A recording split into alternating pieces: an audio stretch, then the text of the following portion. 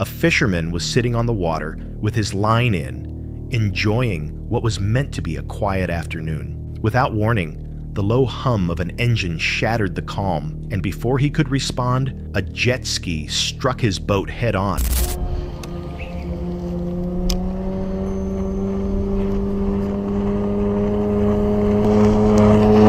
What the?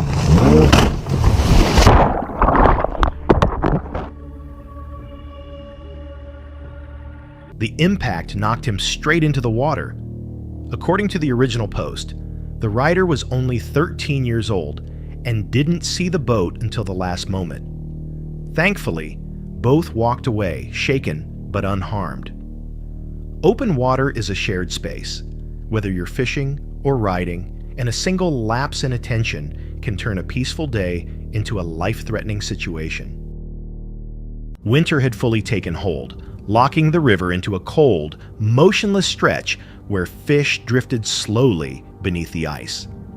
For one angler, fishing with a spinning rod and a Rapala lure, it was supposed to be a routine winter trip, until the morning shifted in an unexpected way. After working his way upstream without a single bite, he reached a small pocket beneath low-hanging branches. As he readied to cast, a dark shape beneath the surface caught his attention.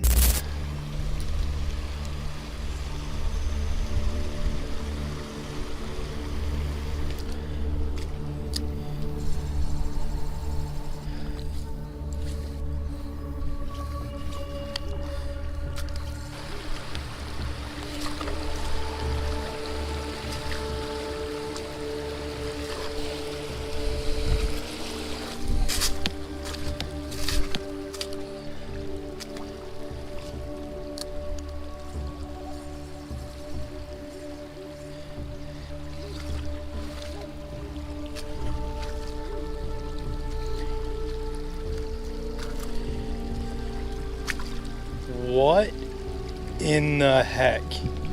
I hope that's not what I think it is. Oh my gosh. Are you guys seeing this? Do you guys see that dark thing right there? I'm not even lying to you guys. I think that is a freaking mountain lion because the tail is super long. I think that is a freaking mountain lion, you guys. Like, what? That is honestly really eerie. Dude, okay. That is honestly freaky. I'm gonna try something. I'm gonna grab this big stick and we're gonna try to lift that whatever it is out of the water just so we can get a better look. All right, let's see what we got here. Oh my gosh, that is freaking creepy, dude. What is that? Look at that. Look at that. You guys see that tail? Oh my gosh, man. Like, I don't know why, but I'm like scared touching this thing. Just cause, I mean, if it was alive, it could straight up kill me. It's like frozen solid. Literally frozen solid. Let's get him up on shore here so we can get a good look. Whoa, that is... Oh my gosh. Oh wow, that's heavy. It's a heavy cat. What in the world did I just find? I mean, that's kind of a interesting start to our fishing day. I mean, that is sad. Doesn't look like a huge one. I mean, I don't really know anything about mountain lions, but that looks like a pretty young cat. It's kind of sad. I mean, look at that. I feel like I find the weirdest stuff while I'm out fishing. Giant dead fish, a dead mountain lion. I mean, I was just about to cast in this little spot right here because it looks really good. You know, I'm sure there's some fish tucked up under this bush. But no, I found a mountain lion. Wonder how it died. I mean, it was just sitting right there. Who knows? Either way, really sad.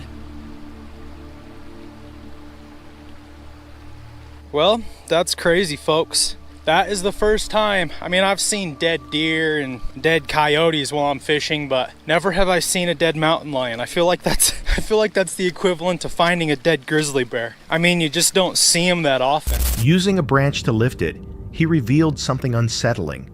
A young mountain lion, frozen solid. He dragged it onto the bank, stunned by its weight and the eerie sight of such a rare predator lying lifeless in shallow water.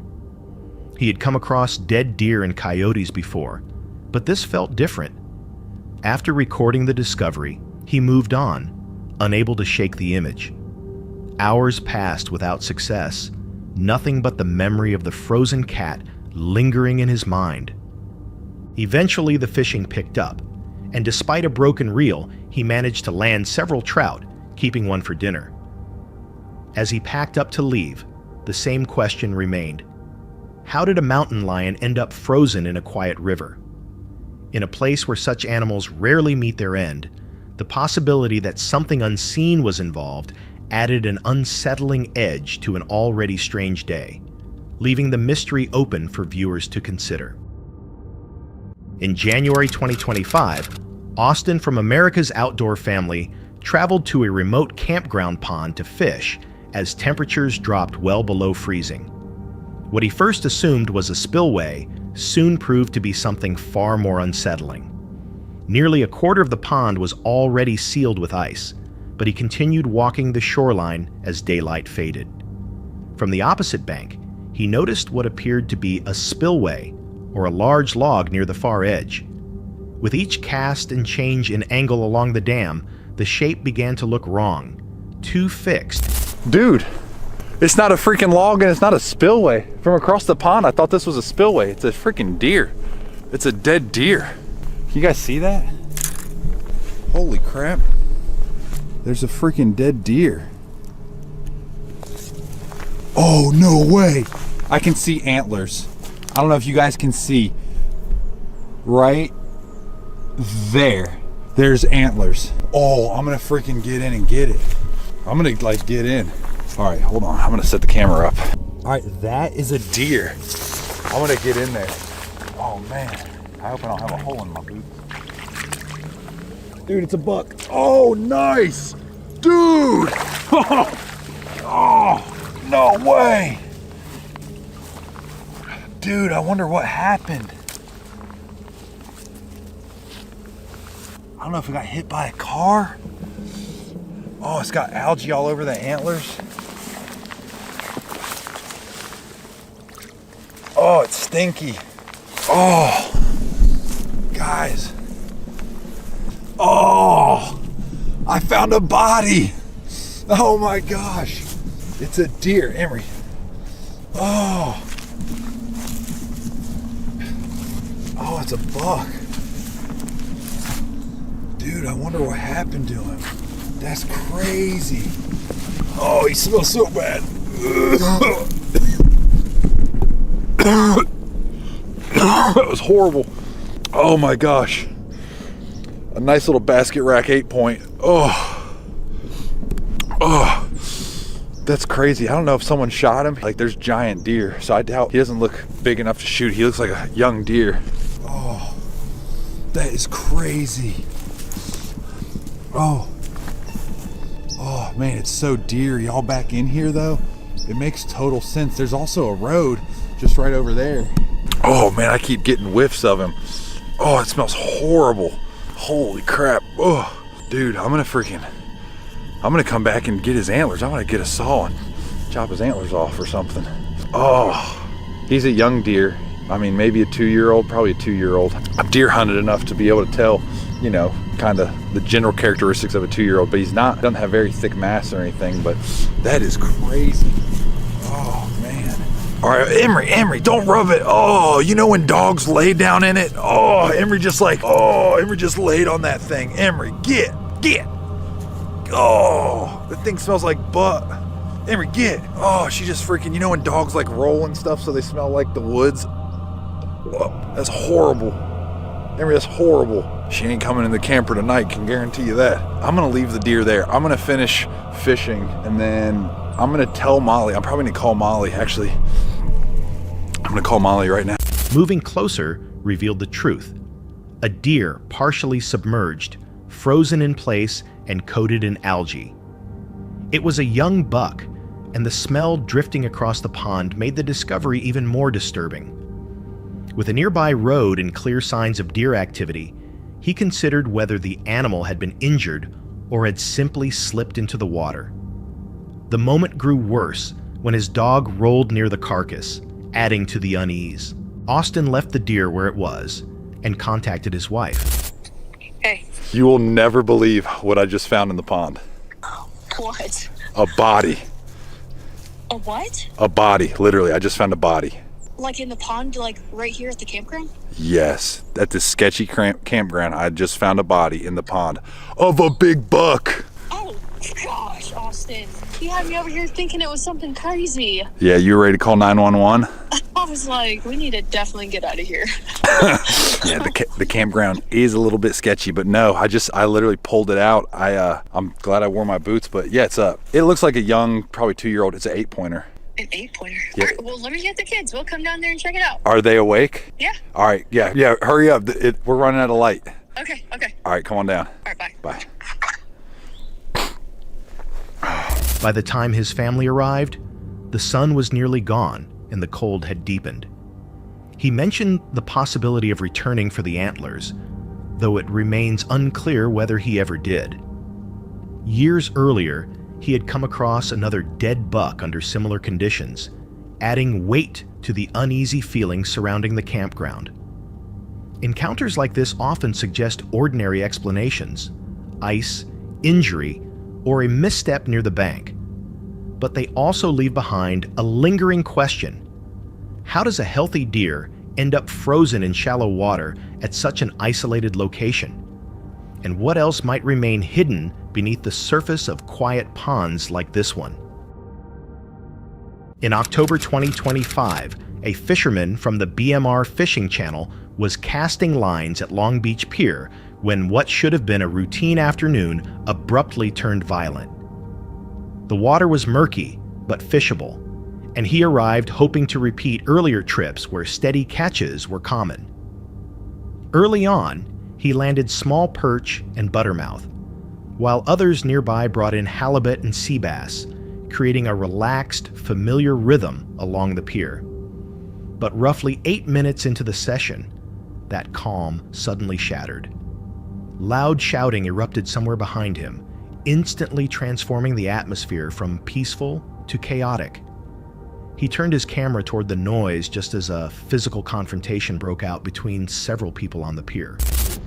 Oh, it's a fight. Dang. Full on fight.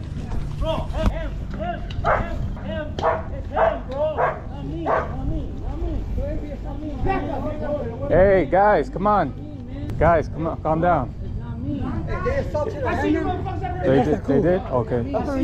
Motherfucking perverts up here, let's go! Reno, they better not ever hurt my sister again. Perverts, don't touch my sister again!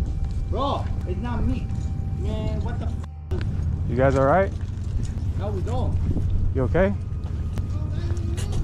Yeah, man. Call 911. What happened? That's what's up. Because, dude, it wasn't even us. They just started hitting you guys? Yeah. I got them on. Dude, I was trying to cool them off. Hey, it wasn't us. Hey, listen. I didn't even do the shit like that, bro.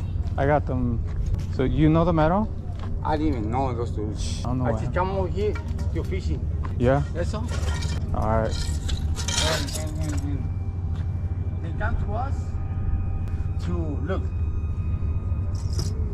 So you guys, they just started attacking you guys? Obviously, man. Obviously. Hey, can you call the cops? Yeah. Call the cops right now. Can you call? Alright guys, I'm getting off live. I need to call the police. Waking up right now? Yeah, he's on the ground. He's unconscious right now. Oh, is he breathing? Yes, he's breathing. Is it normal breathing? Yes, it seems, well, it's kind of being a little bit erratic right now. Yes, hey, don't pick up your head, okay? Keep your head down. I think there's more drama going on out here. More police coming. I heard some yelling down there.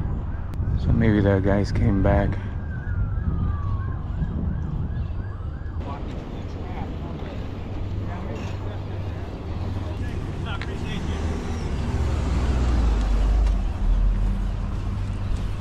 In a very unfortunate situations, guys. We gotta be careful when we're out here fishing. You know, anything can happen. I don't know if any of the things that the guys were saying were true. There's something about a guy touching a girl. I don't know, but I know the guy that's always fishing there for Bonita had nothing to do with that.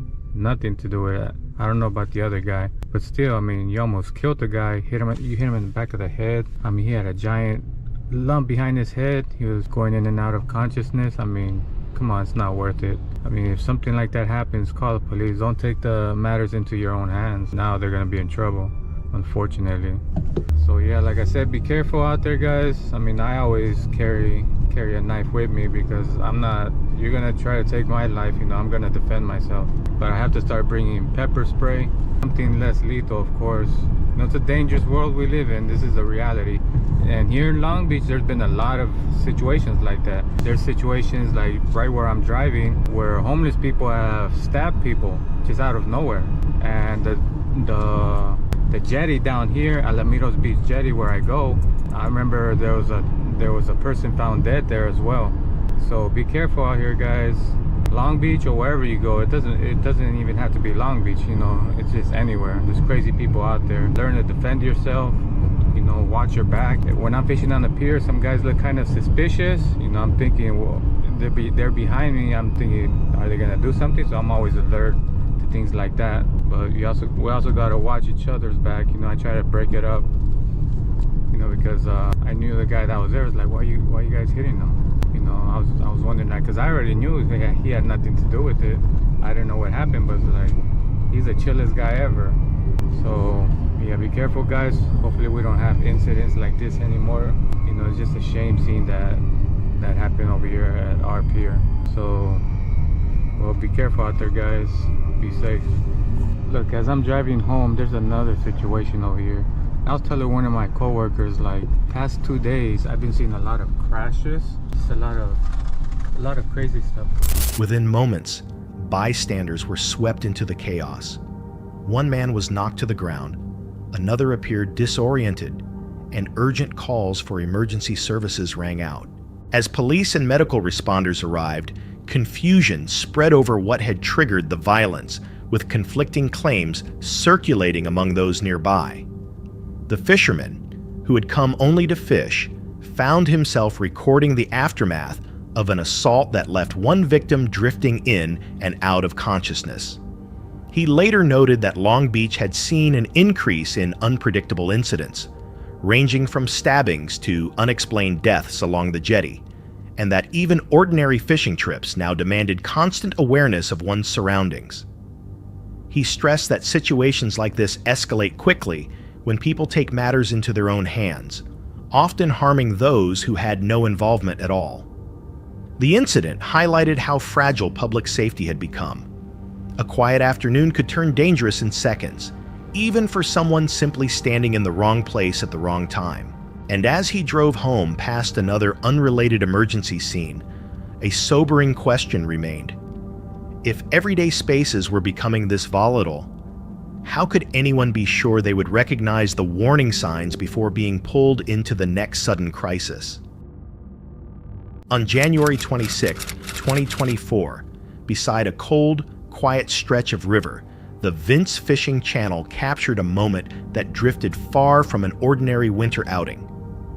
Two young anglers arrived expecting nothing out of the ordinary, yet something along that waterway was waiting to challenge that assumption. What's up? It's all private in here. Oh, we're walking up the river. And out of the river and get on the road. Well, We talked to police officers. You can call the cops if you want. I'll go ahead and do We talked to Officer Ships who said you can fish all of this if you walk up the river. The state owns the water. State owns the water. We talked to him right down there at the playground. You can get Officer Ships. He's a police officer. Officer who? Ships. High Bridge? yeah. We have it on video. What's up? High Bridge Police? Yes. Yeah. He said the state owns the water. They don't. It's all posted. I own the water. I'm the owner of the property. Okay. I own both sides of the river, and it's all posted. And I'm going to go call Officer Ships Yeah, you can do that. right now. Cool. But in the interim, if you guys wouldn't mind, I'd appreciate you come out. Well, we would walk down and go on public because you own this. Can't own the water. Cannot walk up the middle of the stream. All right, well, that's what you're telling us. If you get a police officer here, then we can go up. No fishing. You gotta hold on. When the officer gets here, man. The change began when a voice cut through the stillness. Sharp, insistent, and carrying a certainty that clashed with the calm setting. The boys barely had time to process what was unfolding before the river seemed overtaken by someone claiming it as his own. From that point on, the silence began to fracture in uneasy ways. And I've got a couple of guys trespassing on my property. It's not trespassing. State owns the water. Officer, what was his name? Officer Ships. This is crazy, guys. It is ridiculous. We're trying to fish. This is state water. Do you know how many people sit right there and go up this every day? Do you know you can't own the water? It's water. You can't own water. This piece of property. This is the property. We're not on your property. You're in on my property. Okay, the police officer that you're calling right now said the state owns the water. You can't fish in our section of the club. This is a private club. That doesn't make sense. Dude, right there, and the water flows into your section of the club. So it makes what about the gorge? Do you own the gorge? Above our property in the gorge, that's fine. Sir, it's not We own this property on both sides of the river. You cannot access this property. Okay, if you just said you own both sides. I'm not trying to be difficult. What are you standing on? in the river. My boots touching it. I'm not touching it. There's so many different ways you can argue this. That's the crazy part. But we'll see what the cop says. If he says we gotta go, we're out of here. Don't worry about that. We're not gonna come up on there though. But we won't walk up this. It's public. The pull off we're at up there. It's public there. We walked right down. And we didn't touch this. Yeah, we didn't touch this. That's public land. I'll give you permission to come out because I'd like to get your. As the dispute intensified, the man's frustration escalated into a call for law enforcement. The boys stood by what they had been told earlier, but the uncertainty surrounding them grew harder to dismiss. With each passing moment, the riverbank felt as though it was closing in on the exchange. Then footsteps drew closer, signaling a turn none of them had anticipated. What's up? Hi guys. How are you? I would really appreciate it if you let us walk back. I don't really feel We don't. We're not gonna walk back up here. We're gonna walk where it's public. If you want us to come up to, or we can just talk right here. It's whatever you want. Well, it's private property, so whatever you guys do, you got to come out of the river. Yeah. Well, so basically, to our understanding, I want you to just understand our side of the story. Officer Ships, we have him on video saying that the state owns the water, and if we wanted to fish right here, we could walk up the river. That's what we did. So we didn't go on their property, which is why I'm telling you I don't want to walk here or there because that's what they own. But we have an officer on video saying, "My name's Officer Ships, and we could walk here to there. We've never been kicked out before. If you say we have to leave, we will be out of here." we were told that we were allowed to walk from public property up the river. I got what you're saying. Okay. Right, and these guys have been here for years. Yeah. Right, they're allowed to have a chain across. This is their private property on both sides. You're not getting a citation. Okay. I just wanted to tell you what we're like. Why? I understand. Yeah. Right, but it's private property. Okay. So you do have to. Yeah. I told you we'll go if you need us to go, but we're not. Can you guys get out here? I don't. If we have permission to go up this. My permission to come up on the property. All right, cool. Because we're on the pull off up there. There's no problem for me. Okay. To be honest with you, I don't like dealing with this nonsense either. Okay. But these guys have a fishing club that have been here for years, and they're super particular about guys being in here. I've never issued anybody summonses. I just know that for years, as long as they say they don't want you in here. I honestly, professionally, don't understand the legality of part of the river being private property. Okay, which is why I don't care how much people yell and scream about it. Lake Solitude. I'm not issuing summonses. Yeah. Like, there's literally a cable that they have across the river further upstream. I'm sure you guys have seen it. Yeah. I don't get it. Okay, one time we had kids come down in a canoe, and these guys were losing their minds. I don't get it. I don't get it. But I'm not going to open a can of worms by the only way I would find out is if I gave you guys a summons and then you guys went to court and then fought it and paid a bunch of money for attorneys and took it to like the Supreme Court. Like you guys are kids being kids. Yeah. It's cool. You're not in trouble with me. Got it? Yeah. I don't care what anybody says. You're not getting the ticket. Okay. Got it? Yeah. Okay. So you guys don't get in trouble in the future. I kind of take your side in this. I get it. I understand. The problem is as far as, like I said, the private property rules go, when they say you guys can't be here, then okay. Yeah. Like otherwise then it's like, well, they refused to leave after they were told. Well, then it's like, shit, now I got to charge you. And that's different than just trespassing on private property. Like once you're told it's private property. Yeah. And like I said, these guys have been doing this for years. They've been like this for years about this.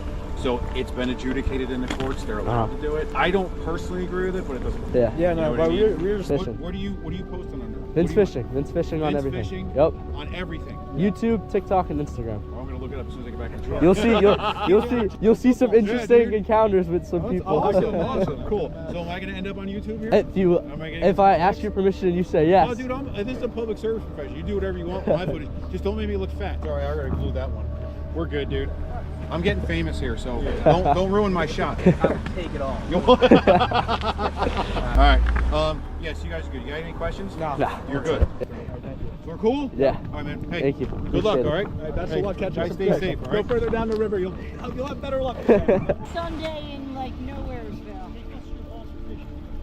Oh my! And you know what? We talked to another officer the other day who said we could walk from the public property in the water to do it. And these two older guys, they came down. They were so mad. But we're all good. The cops, they said they're on our side. So are we. Thank you. Thank you. Have a good one. The officer's arrival didn't dissolve the tension. It redirected it. Questions led to unclear explanations, and the truth slipped into a gray area neither side could fully escape. When the interaction ended, the boys moved on, hoping the moment would remain behind them. But before the day ended, the river delivered one final surprise, bringing their trip to a close in a way no argument could eclipse. Viewers continued to debate whether this was a simple misunderstanding or a glimpse into how fragile ownership becomes when law, memory, and personal belief collide. The lack of clear answers only made the situation feel more unsettling. If a single claim can alter the entire mood of a river, what else might shift just as easily the next time someone walks upstream? On December 4th, 2021, in the quiet town of Sparta, Tennessee, Jeremy Both Sides of the YouTube channel Exploring with Nug returned to a case that had lingered over the community for 21 years. His channel centers on locating missing people beneath rivers and lakes, places where answers often sink beyond view. That morning, the water appeared calm, but something long concealed was waiting. And I tell you what, this place is really pretty, very quiet, nobody out here, so we can keep to ourselves, do our thing, and not bother anybody. Let's get the boat in the water, see what we can find.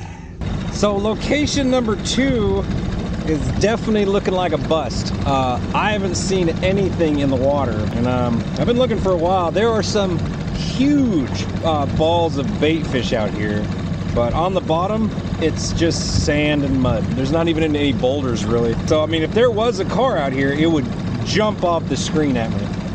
But let me show you what I'm looking at out here, and then we'll pack up, and then we're gonna head over to spot number 3.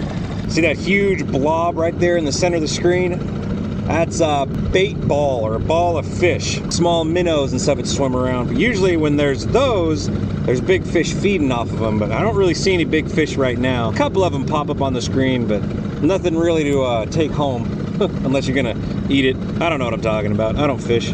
So location number 2, I'm gonna say, is cleared. There's not one vehicle out here. There's really hardly anything even in the water. I mean, there's a few fish and some big old bait balls, but literally everything you're looking at right now is what's here. A whole lot of mud and dirt and the occasional boulder. That means we need to wrap it up one more time, head to location number 3, check it really good. Hopefully we find something there, because today we are striking out and I'm running out of places to search. It's kind of disappointing me, but you know what? We'll keep going, see what happens. This is the last shot, last spot that I know of to hunt. This river looks amazing, so if there is a car out here, there's gonna be no problem finding it and diving on it. But we're running out of daylight, so let's get out here and see what we can find. All right, fly that back some, see what we can find.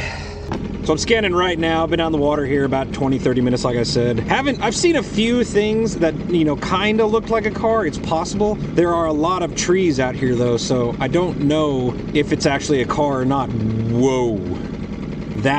Oh, okay. That's okay. That's 100% a car right in front of my face. Man. Okay. Didn't expect that. Didn't expect that a bit. That, found a car. We found a car. You saw it, I saw it. Oh no. Now, what are the chances? What are the chances? Oh no. I'm lost. I'm lost for words. I've been looking all day and I finally found a car. Can it be them? Let's go over it again. It's coming up right here.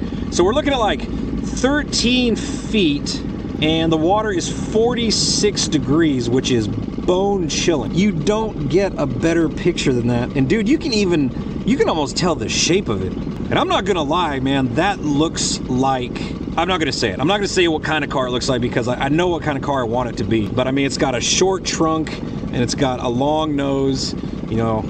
Oh, okay, we're good. At the Calf Killer River, Jeremy began scanning the riverbed with sonar, following the same path investigators had crossed countless times before. The screen shifted, soft shapes, drifting shadows, until one outline refused to fade into the background. It didn't seem out of place. It seemed abandoned, and the river was not finished revealing what it held. After marking the spot, Jeremy entered the water with his dive equipment. Let's just get in the water. Let's go for a dive, see what's down there. Almost there.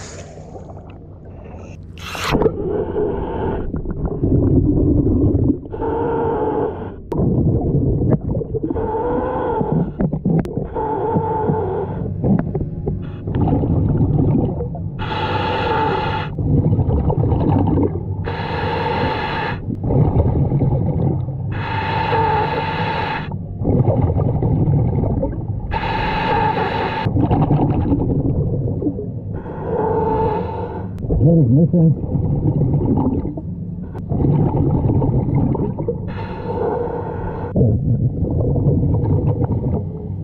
All the windows are up.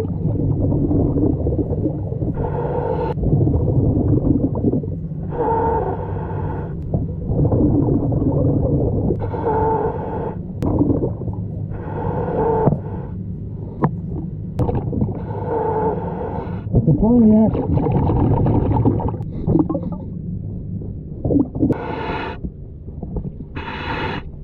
473 EJR. It's them.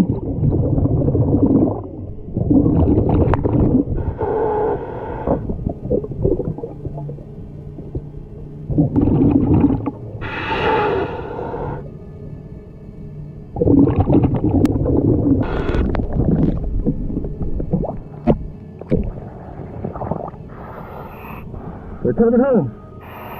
They're coming home. I'm lost. I'm lost for words. I'm so glad I could find them. I'm so sad that that's where they ended up.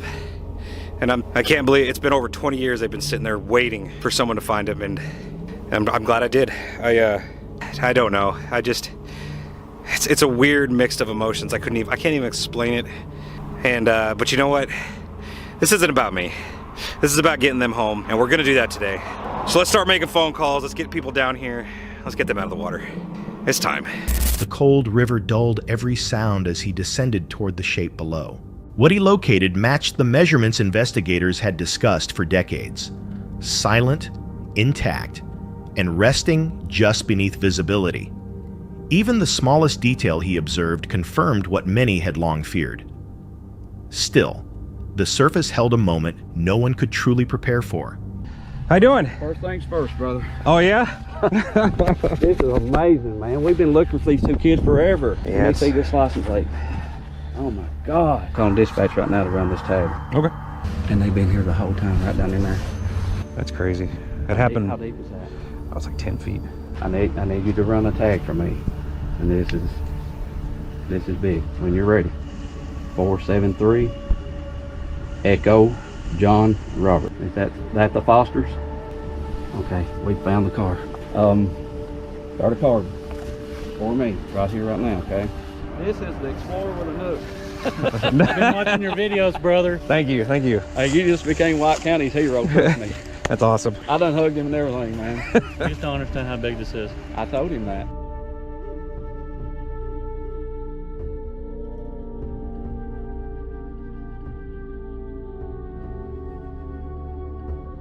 Hey, she getting around, also getting.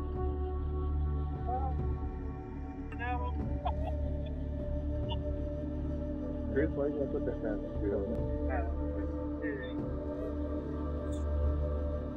What? Go over here, all the way. Yeah. Just got pieces coming down the hill. All right, hold up.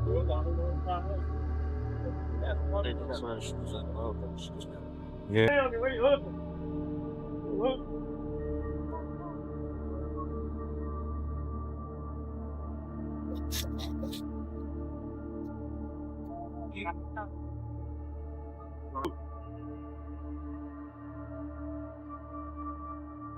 There goes. Aaron and Jeremy. Been missing over 20 years. They're going home. When recovery crews arrived, the river finally released what it had concealed.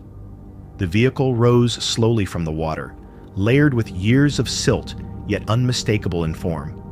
It was the Pontiac Grand Am, the one missing since Aaron Foster and Jeremy Bechtel vanished in 2000. Jeremy notified the sheriff, and confirmation followed. 21 years of uncertainty collapsed into a single, undeniable truth. There was nothing left for the river to keep hidden. Some viewers noted how families had passed this spot for years, unaware the answer sat only feet away. Others pointed out how someone can vanish beneath shallow water without a trace, raising unsettling questions about how many mysteries remain unseen. If a missing car could rest untouched beneath a familiar river for 2 decades, how many other stories lie just out of sight, close enough to pass each day, yet hidden long enough to be forgotten? On May 4th, 2021, along a secluded river accessible only by a long hike upstream, the anglers behind the One Rod, One Reel fishing channel set out to chase trout the way they always had. But the farther they pushed into the quiet, the more the place felt like it was withholding something, until a stranger appeared and altered the tone of the entire day. Good, how are you? Having luck today? Where are you guys coming in from? Where do we come in from? Parking lot way down there.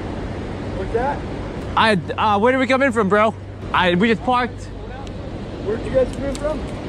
I don't know exactly. I didn't drive. I don't know, man. Sorry. Where'd you walk in? We wait up the creek. Where? This creek? This creek's. Explain to me exactly where. Yeah, 4 miles downstream. So all those no trespassing signs walk past, they didn't mean anything? Wait, what? No, which no trespassing signs? This whole size mark. And there's no way you walk from down there if you didn't go on my road that has no trespassing signs on the road as well. Otherwise you swam across the big pool. Huh? You can't? Go ahead, show me, let's walk. You guys know you're on my property and you're playing games with me and pissing me off. Which road? Did you come in on the state land, the state parking lot? Were you trespassing something? What was the name of the parking lot? You can get out of here. Look, you guys know you're playing games, so just be truthful with me, and then I don't send this to DEC. I just want your license so I have it on record. If I catch it on any of my cameras again, then I will send you. I'm not trying to play games with you, sir. Had I known it was your property, then we would have left. And now that you're telling us, we won't come back. Show me where you walk, and I'll show you the. Yeah, sure. I'll show you the no trespassing. Sure thing. No problem. Let's go. No problem, sir. I'll meet you. Tell the boys that I'll pass up the meeting at the bottom over here. Get them all. You're on my property. I can have you arrested for being on my property. And you're playing a game with me, which you shouldn't be doing. If you just answered me honestly from the beginning, when I simply asked you, where did you park? Why do I want to tell you where I parked? We were honest. When you're standing on my property, and then you're hiking up into my property, that's not along the river. And for the record, I own to the midpoint of the river. You're walking up onto my road, and you can get that all in your little recording right there, as I'm doing as well. If you're on somebody else's property, just be polite. And I would say, hey guys, you're on my property. That's fair. It's public. All right, we're about to go, bro. I mean, we're cool. So we're not going to come back here, and we apologize. You can. Just look at the maps. Okay. You're crystal clear where you are. Gotcha. But you're standing, obviously. Yeah. I apologize. You were scaring me a little bit. You're scaring me too. I'm out here with my family, and I got my boys up there, and you guys are on my property. And I apologize now that we know there's a property. I'm very, very, very sorry. But you knew it was my property when you went out. Because if you got to this point, unless you swam, there's no way, and you and I both know, all you had to do was be honest in the beginning. I would have given you a hard time. Because I got kids a little bit older than you. And I understand the mentality. It's okay if you cut a corner every once in a while, but if you're on somebody's property, it's perfectly fair for me to ask for your information. And you know you didn't walk down along the river to get to this point, correct? We... Yes or no? So, for you to do it, you had to walk up past my neighbor's houses up over there. So, sir, just let walk. I'll just walk with you. Okay, you can walk with. I'll just let you know. 95% we walked across the river. The other 5% we never saw a single house. Just to let you know. Oh yeah. No way down here. It's a 50-foot drop. Yeah, there's no way we scaled it. Exactly. So then you're up my neighbor's house. Okay. Oh, we did not see any house, but yeah, we can go ahead and go. And where you entered on the other side, there's a no trespassing sign right there. I put up 4 of them. And do be careful. It is a bit slippery on these rocks. Hey. Go. Hey. Hey. Go. Go. After miles spent moving through the water, they finally reached the falls and settled into the rhythm of the river. It should have felt peaceful, yet calm locations have a way of changing without warning. A man soon approached, angry, demanding answers, convinced they had stepped onto his land. His voice grew sharper with each exchange, turning an ordinary outing into something tense and uncertain. As the confrontation continued, his claims began to sound increasingly strange.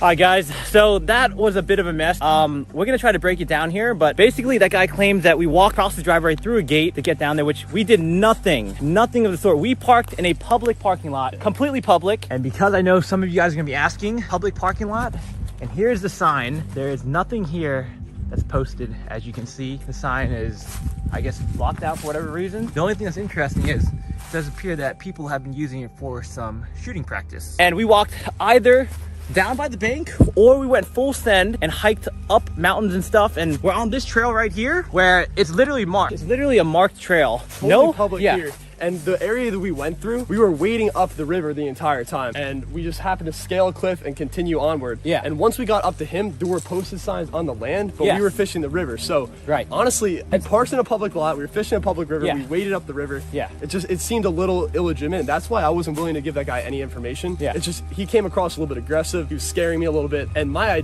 first instinct was, all right, pretty much. Right here, guys, we are literally about to reach Sky's car on this trail, which that guy is claiming he owns this trail. I guess he put that there. I guess that's owned by this blurred out company right here. It's actually a state. It's actually a state, isn't it? It is. Only after they left did clarity emerge.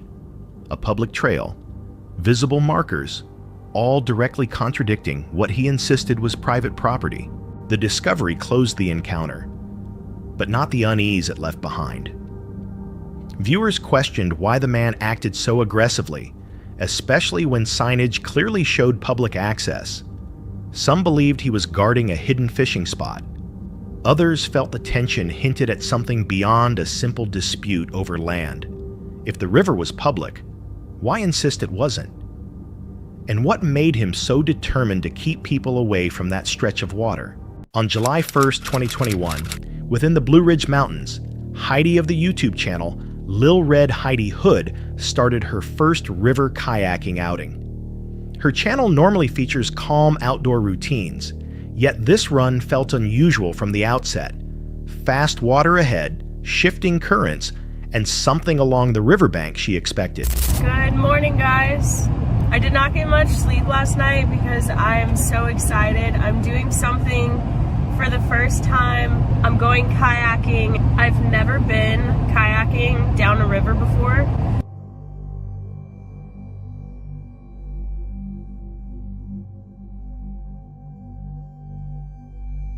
Did you get buoyant? The water is super clear.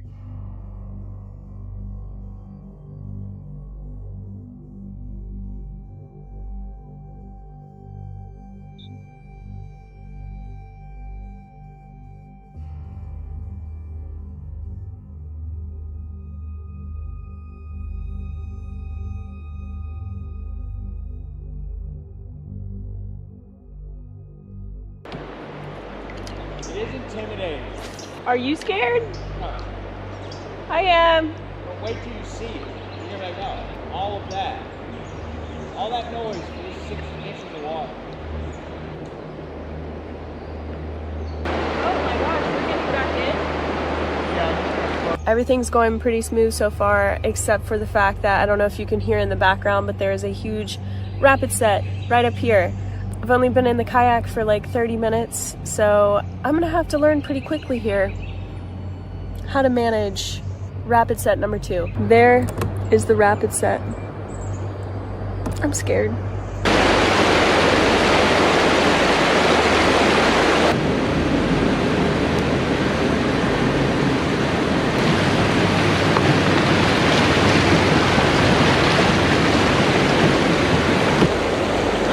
She entered the river and approached the first rapid, the current tightening beneath her kayak.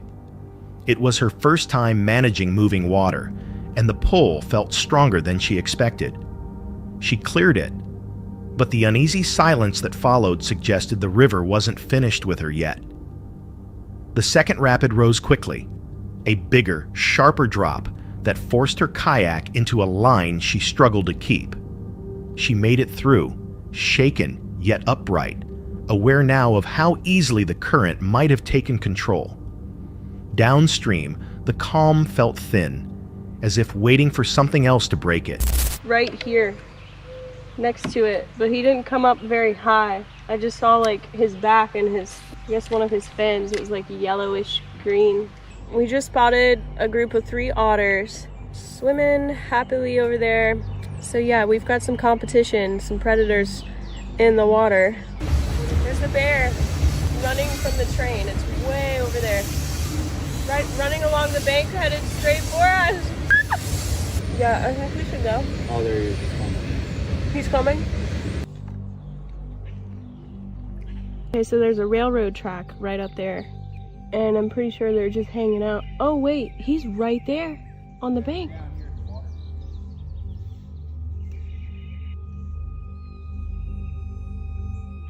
There he is. Then she noticed movement along the bank, a black bear running parallel with her kayak, keeping pace as she drifted downstream. It stayed beside her longer than she expected, before finally dropping back, leaving her with the quiet that comes only after danger is past. Viewers pointed out how unstable her kayak appeared at the second rapid, and how quickly the bear closed distance. Some questioned whether her lack of river experience made the encounter riskier than it seemed, turning simple moments into something far less predictable. If this was her first time on fast water, one question remains. What set the bear in motion that day? And how close did she come to a very different ending just outside the frame? On May 28, 2022, in the cold waters of San Francisco Bay, Kara and Nate, the creators behind the travel-focused YouTube channel, Kara and Nate, set out to attempt a swim many people fear to even imagine. Their videos usually document global challenges, but this one forced Nate to face his deepest fear: dark, open water, stretching from Alcatraz to shore. Swimming in deep, dark, murky water and having no clue what was swimming around me has been my biggest phobia. So today, I am facing my biggest fear and undertaking one of the hardest physical challenges of my entire life as Kara and I attempt to swim 1.5 miles in cold, open water from the infamous Alcatraz prison to the shores of San Francisco. We've come down to the marina that's just on the other side of the Golden Gate Bridge to meet up with Brian, who is gonna be the pilot of the boat that is gonna make sure that we don't drown today. We're doing this under the supervision of professionals. So if you look over here, those 3 buildings combined are called Fort Mason. That's going to be our first sighting location. Pick one of the 3 of them. It doesn't matter which one. I just want you to swim toward them. Water temperature right now is 53 degrees. Air temperature is about 52.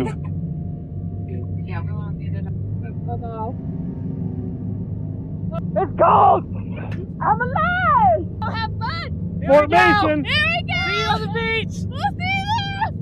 When we first jumped in the water, we were running on pure adrenaline. The combination of my heart beating 1,000 miles per hour and the cold water made it almost impossible to catch my breath. I had thought the cold would be the hardest part of this swim for me. Turns out it was the least of my problems. I began to panic because I could not catch my breath. Not to mention, it was pretty much the first time we had ever swam in open water.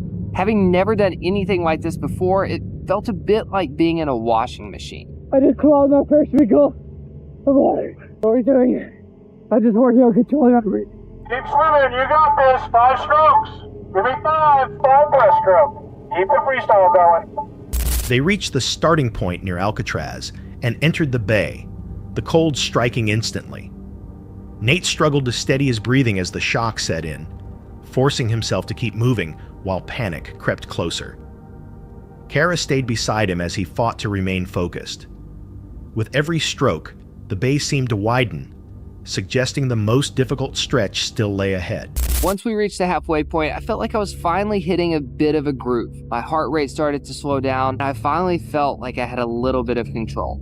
And that was the first time during the entire swim that I thought about sharks. My eyes started wandering down into the deep, murky water beneath me, and I promise I started seeing shadows. I can't remember what snapped me out of it. It was probably swallowing some more water, something like that, but I knew I could not let my mind wander back there again. I see the beach, let's go! At this point, I finally felt like I was in a bit of a rhythm, but then I realized just how cold my body had gotten. It felt like we had been in the water forever. Keep driving into that beach. I had no idea how long it had actually been, but I knew I wasn't getting any warmer, and the beach still felt so far away. Farther from the island, their rhythm shifted.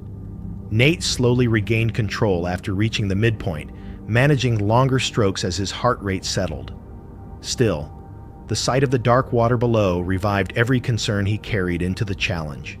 Kara faced her own struggle, realizing how little distance she appeared to gain despite constant effort. Both pushed on through the cold, unsure how much more the bay would demand. We were told that if we took too long to get across, we'd be forced to get back in the boat due to risk of hypothermia. We posted our potential finishing location on Instagram. We didn't know if anyone would actually show up, but I cannot tell you how much we needed every single one of those cheers as we neared the end of the swim.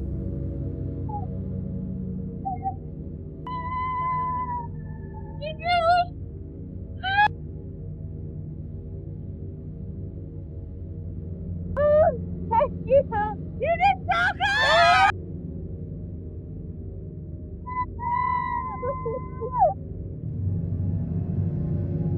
As the shoreline drew closer, exhaustion set in and the cold felt heavier. Then cheers rose from the beach, voices urging them through the final stretch. Step by step, they emerged from the water, faces numb and bodies shaking, the challenge finally over. Relief mixed with disbelief as they stood on the sand, knowing they had completed the swim they feared most. Viewers noted how intense the swim truly was, especially in water that cold and currents that strong. Many pointed out that their safety support and preparation made the attempt possible, raising questions about how unprepared swimmers might fare in the same conditions. With dark water beneath them and shifting currents all around, some wondered what moved below the surface as they passed. In a place known for uncertainty, how close did they come to challenges the camera never revealed? On November 29th, 2025, deep within the mudflats and mangrove channels of Australia, Nick Fry, known for his raw catch-and-cook expeditions, set out on another 2-day hunt. But the quiet of the mangroves felt sharper than usual. Every hole concealed something unseen, and the only tool he relied on was his bare hand. Well, we made it back out into the mangroves. The sun's slowly setting. We've only got a couple hours left out here, and we need 2 of these giant mud crabs. Let's get going, Vixie. It's an awesome place to find crabs. We often overlook them, sitting up in amongst the mangrove roots here.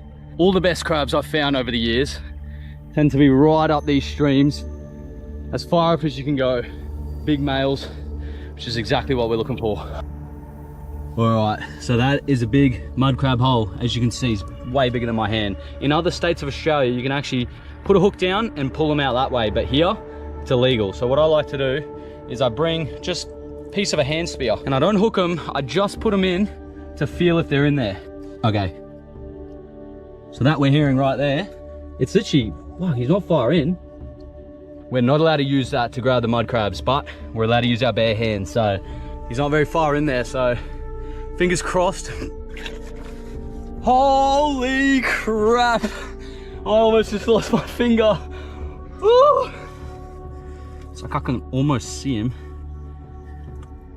Where are you, mate? Ah! Oh, release, release, release, release. Oh my goodness. He's a big solid buck and he just grabbed me and he's detached his claw, which is a defense mechanism they do, obviously when they feel threatened. Let's get the other half of this bugger. Oh my God, he's gonna get me again. Oh, that's his claw, that's his claw. Oh, buddy. We got him. Look at him there. Not bad. This is looking so good for crabs here. Kinda don't want to put my hand down any more holes right now. I've got a crab here. Just don't want to take his...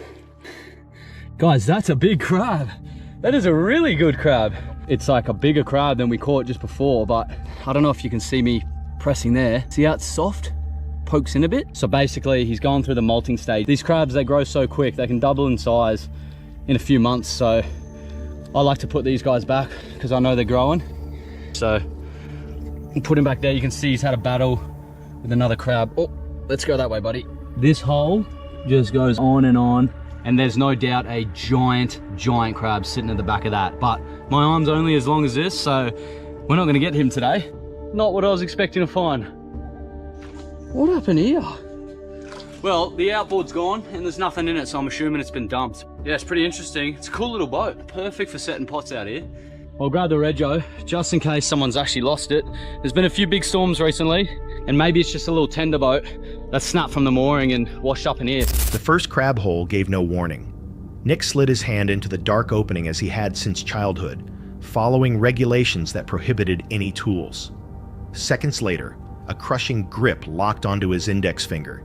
His shout shattered the silence as he yanked his hand back, a massive claw coming out with it. After a few breaths, he forced his hand back into the same hole and pulled the crab free, confirming it was legal, despite the sting still pulsing through his finger. But the mangroves were not finished waiting beneath the mud. What the hell was that? There's a crab moving just here. I don't know if there's a hole. Oh, look at that. Oh man, he's quick too. He's held up under this log. Okay. What's happening right there is he is in the middle of intercourse, pretty much. That's why he's so angry. Oh, okay, this fella right here has likely been in a fight. Something's happened in the last tide. I'd say he's had a big battle with another angry male. He's missing multiple legs. We're not gonna take this guy. I always feel bad for the males that have been in battle, so I'll put him down. Oh, I'm getting tired and sore. Look at this tide, it's coming up. We've spotted a big juicy monster mud crab. All right, I can get him out. Oh, he's waking up now. Look at that, we got him. How am I gonna get him out of here? Oh no, he's hanging on again. Oh mate, he's heavy. He's definitely heavy. Oh, this is getting ridiculous. Oh, look at that. This is a big crab. Look at that, that's what we've been chasing. The big monster muddy. He's perfect size. That tide is pumping in. I don't know if you can see, but it's filling up. We're gonna be swimming home if we don't get going now, so. Day 2 brought higher water and tighter limits. As the tide rushed through the mangrove roots, he spotted a second giant crab wedged beneath a collapsing bank. With the water rising fast, he moved quickly, reaching in and dragging the crab out before the hole vanished under the tide. It was the largest catch of the trip, taken in the final moments before the path behind him began to flood. Back on higher ground, he cooked both crabs into thick, golden cakes, his wrapped finger serving as a reminder of the cost behind each catch. Viewers questioned the danger of reaching barehanded into holes where a single clamp caused real injury, especially as the tide closed in around him. Many noted that timing mattered as much as strength. One pause, and the second crab could have disappeared underwater. If 2 crabs were hidden in the first holes he checked, how many larger ones waited deeper in the mangroves, out of sight, beneath water that rises faster than anyone expects? This footage was recorded in Swansea, Australia, where 2 friends were fishing during what they believed would be a quiet night.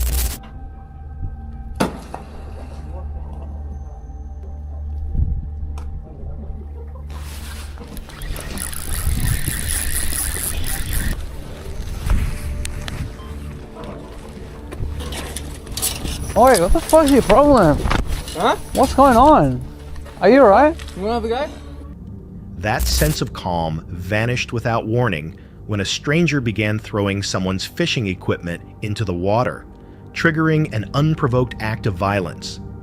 The camera caught the moment one of the fishermen was attacked, while the person filming narrowly avoided being targeted as the aggressor redirected his actions toward an elderly man nearby. Oi! Oi! Leave him alone, mate! Stop! Oi, call the cops. Oi, leave him alone, bro! Oi, leave him alone!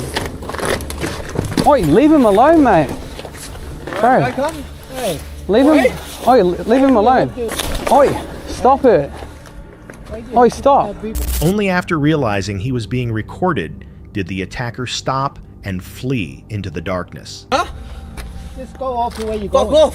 Stop.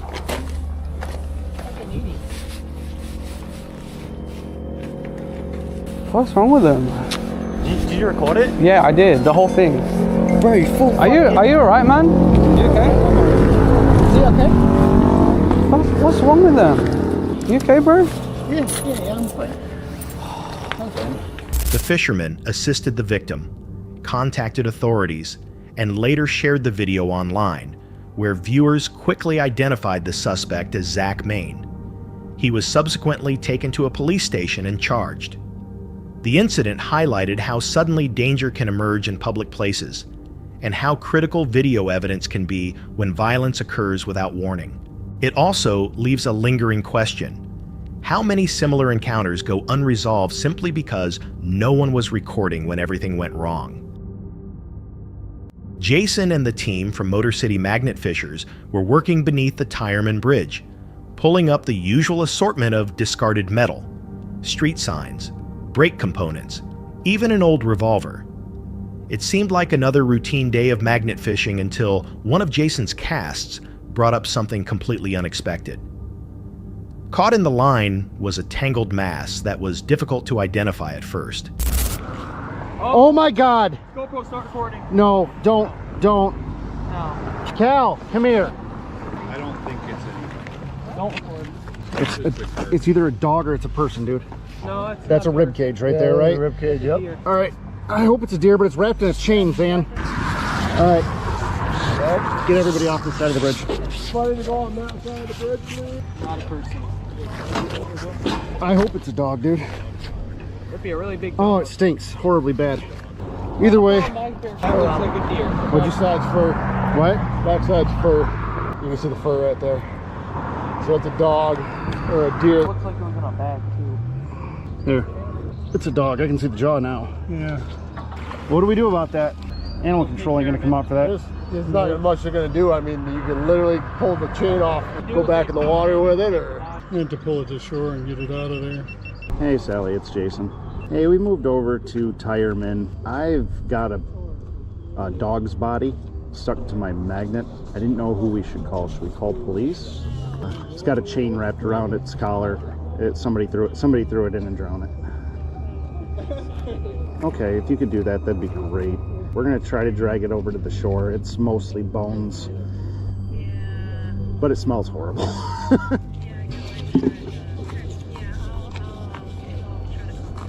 All right, thank you. As it was drawn closer, the shape of a rib cage became visible, along with a heavy chain wrapped around a collar. What they had recovered were the remains of a dog that had been weighted down and dumped into the water. The odor was overwhelming, and the condition of the body suggested it had been submerged for a long time. Unsure who to contact, Jason reached out to a local responder who arranged for the proper authorities to retrieve the remains. just let it kind of float out so you can go right around it. You want to see if you can go down there and we'll drift a rope to you? My siding is too heavy. Let's just pull it straight down.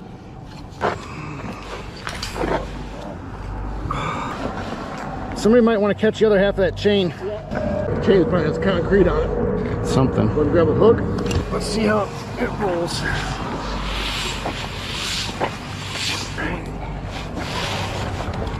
Let's hold together.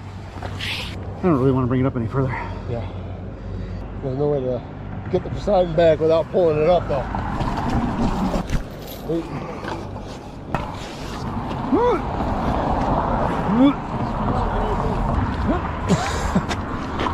Oh, it's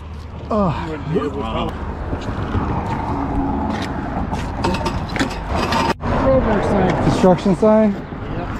Down, so that's heavy duty ivy. It's been there a while. It's old looking. Oh, that looks like an old revolver. It is an old revolver. That's a big one. Oh, geez. That's a big muffler. Oh. That is that's an oldie. It's awesome. It's an oldie but a goodie. Oh, jeez. It's like, put me back in. Cylinders. Nope, cylinder's not pop. Wow, that's huge. Big freaking gun. Holy cow.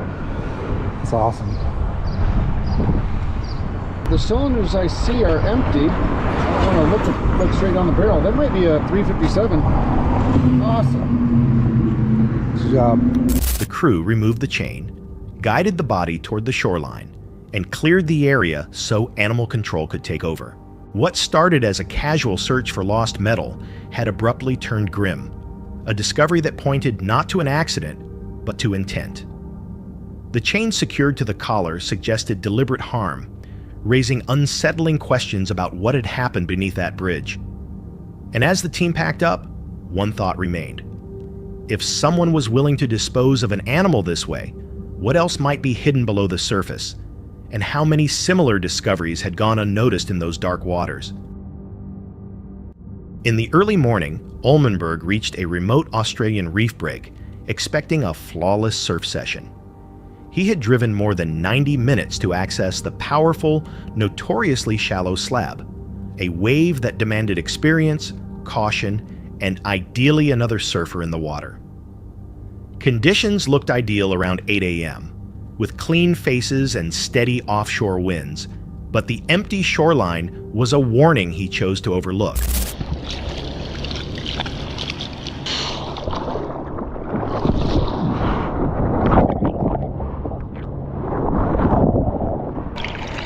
Well, looks like I'm out here on my own. I didn't even realise our mate went in. It's sketchy as out here on your own. I'll grab one more, go in. Anyway, it's a beautiful day. Oh.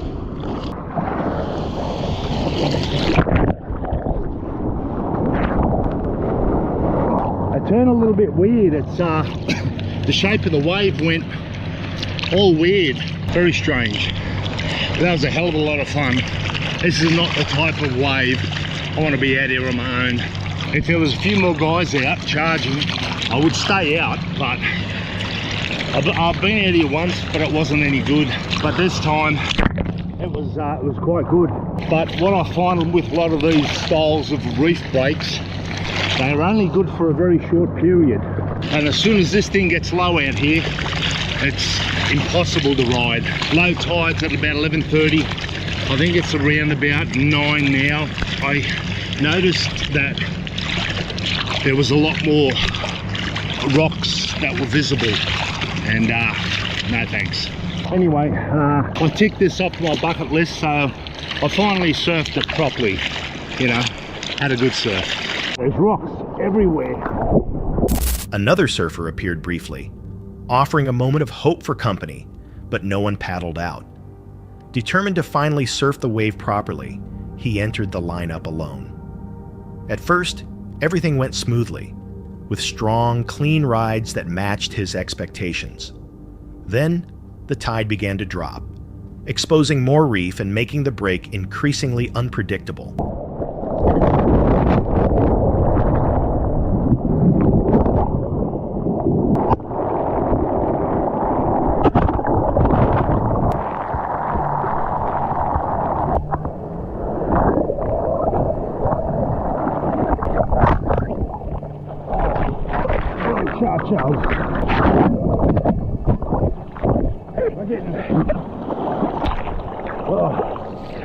Oh man, just got smashed on those rocks.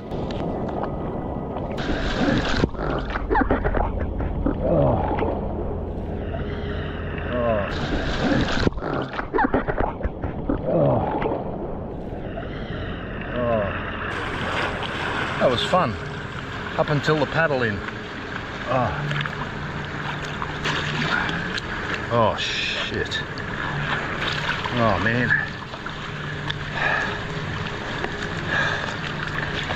I don't know whether it's old age or just stupidity, but combination of both. Oh dear, oh dear.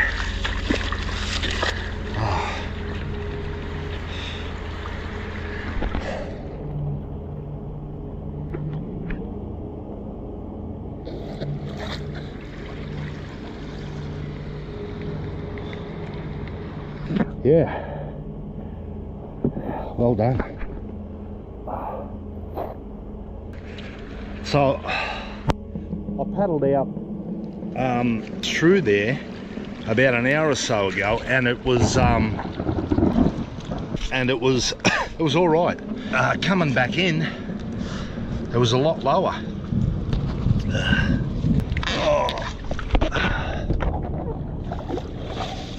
Boy, oh boy, I feel broken. Anyway, that was a good morning. I enjoyed that. I better strip off. While attempting to paddle back in, he was slammed onto the reef, dragged across sharp rock, and left with painful cuts on his hands and knees. The ride itself had been exhilarating, but the exit was a harsh reminder of the risks he had underestimated. After making it back to his van, he drove home to clean his wounds and face the reality of what could have happened. The wave would still be there, breaking over the same shallow reef, but the experience reinforced a simple truth. Some breaks aren't meant to be surfed alone, no matter how perfect they appear from shore, raising the question of how many close calls go unspoken by those who test the ocean's limits without backup. On July 19th, 2025, Erica from the YouTube channel Erica Lynn set out onto Tampa Bay for what was supposed to be a simple inshore outing, catching trout, picking up a few ingredients, and filming another easy, quiet catch and cook. Her content usually follows smooth, uncomplicated fishing routines, but on this trip, a single moment shifted the entire direction of her day. Early on, she managed to land a solid trout, finally keeping one after several smaller fish were released. It seemed like the day was settling into a familiar pattern, steady, predictable, and focused on gathering enough trout for the recipe she had planned. But the more normal things feel, the easier it is to overlook the instant when that normalcy changes. There you go. Looking for a 15, looking for 15. Hopefully you're 15, bro, or else you're gonna get eaten by a bird. Oh, it is close.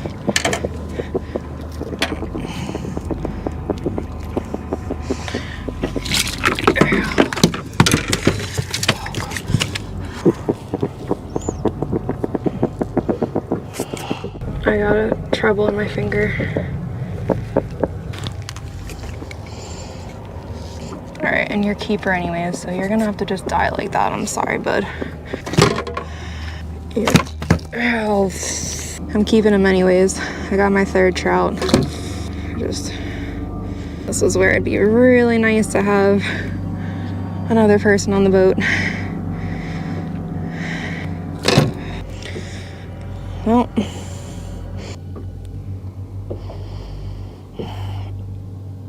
this literally happened to me. So I was kayak fishing one time by myself, of course, and I catch a ladyfish on like a treble hook like this too. And again, like the fish is still hooked up to one set of trebles and the other set of trebles ends up going in my finger.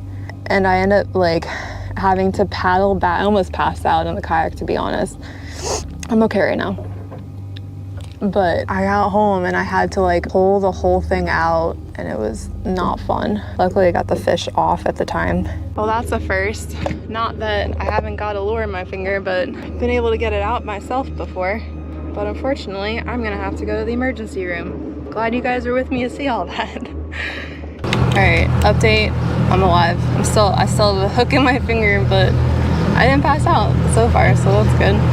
I'm headed back. I'm like debating on just trying to like work this out myself. A little tricky with one hand. Or go to the ER. While working on the next trout, that change came abruptly.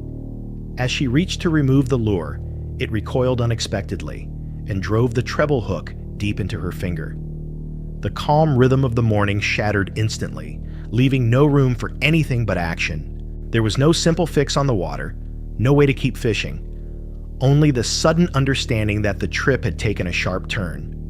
Primary care, urgent care. Hello. Can I help you? I have a hook in my finger. Oh, yes. Okay. I will help you start. Have you been here before? I have not, no. Okay. But I have a free hand, so Okay. All right. I can try to write. I survived. I got my finger. I'm not trying to flick you guys off. I got my finger wrapped up. I gotta head back to the boat. We were in one piece, and I got to keep my lure. So I'll be putting some new treble hooks on that for sure.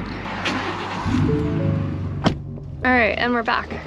So I'm gonna go over some key features that I absolutely love about this fillet table. There's a hose hookup in the very back. So the hose attachments on the side, the waters run through the whole table itself. So it's gonna be really easy access to get the hose to help us clean up these fish and clean up the table. I also have a mini cabinet below. So planning to put, you know, like Ziploc bag, the fillet knives in here. It's a good place just to have everything stored away when we're not using it. Easy access. And close that up. Perfect.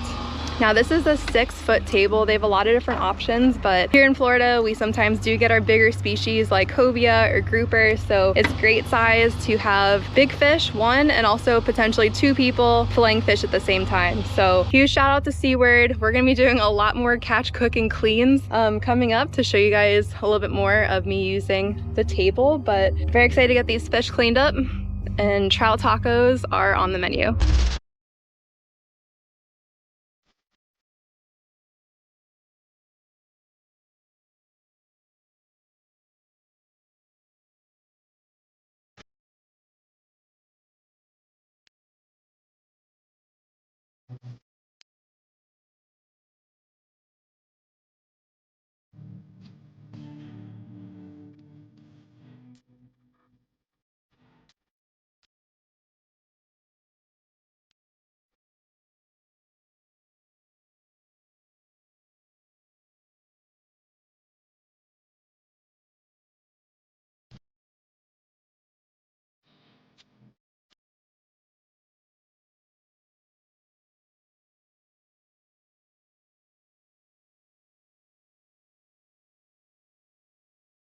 At Tampa General Hospital, medical staff removed the hook and wrapped her finger before she returned to complete the catch and cook.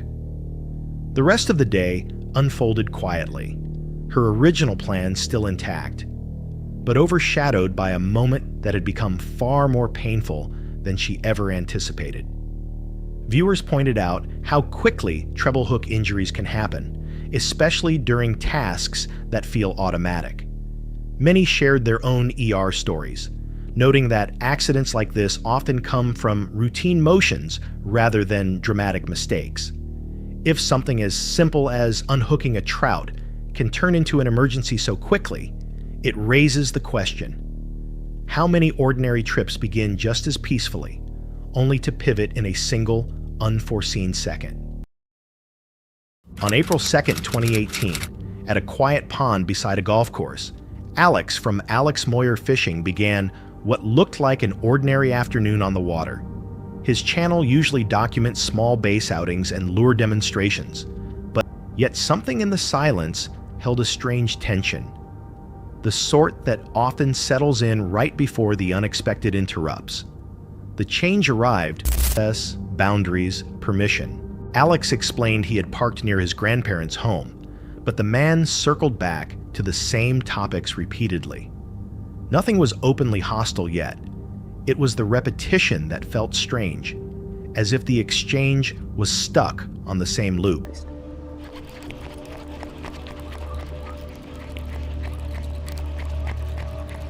Jesus Christ, he can barely even fucking walk. Yeah, you're staying in the exact same lot that I am, man. Yes, sir. When the man returned, the tone escalated. He insisted the pond wasn't public, raised his voice. On September 28, 2025, what started as a calm afternoon on Jackson Lake, Georgia, shifted dramatically for Ryan from F-Series Outdoors, a channel centered on fishing, boating, and the slow rhythms of life on the water. He was heading toward one final spot, hoping to rescue an unproductive day, when something up ahead broke the stillness, something that pulled him out of routine and into a situation he never imagined encountering. Y'all good? Oh, the one that's turned over? Have y'all called? Y'all called 911 yet? You need me to call? Alright. Are the other people okay?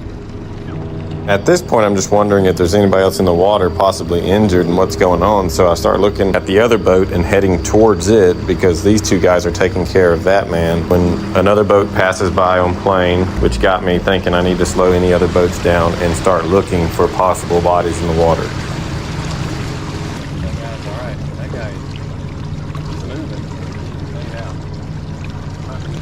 That guy that was unconscious was bleeding pretty bad out of his head. He had definitely taken a pretty serious head injury and had some pretty serious swelling going on. I start noticing stuff all in the water, like fish finders, life jackets, and again, I am looking for people and desperately trying to slow down other boats that are coming through that have no idea that there might be people in the water. You know if they're missing anybody?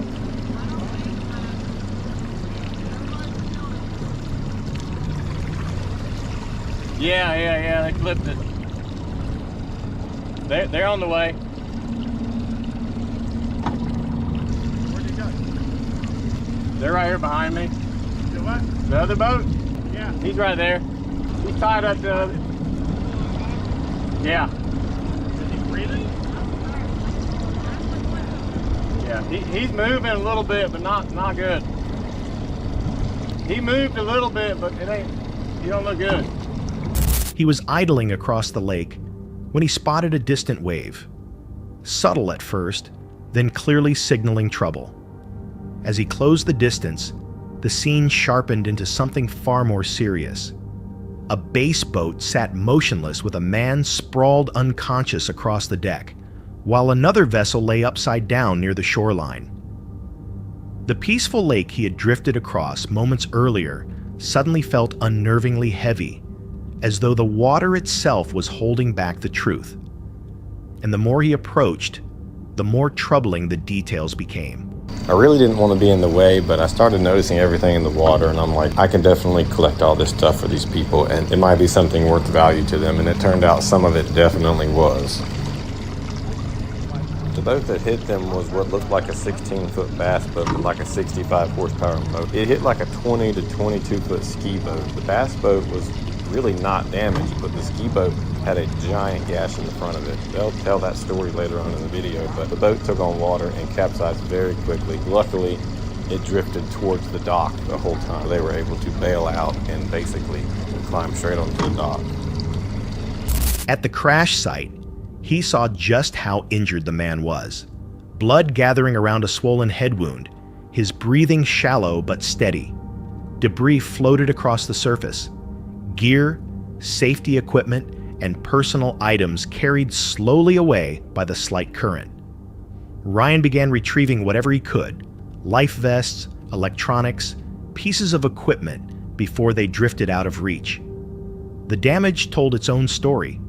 One boat lightly marked, the other ripped open at the bow and flipped within minutes of the collision. For a brief moment, the lake fell quiet again, as if waiting for someone to act. That guy is starting to move, so that's good. He's breathing at least.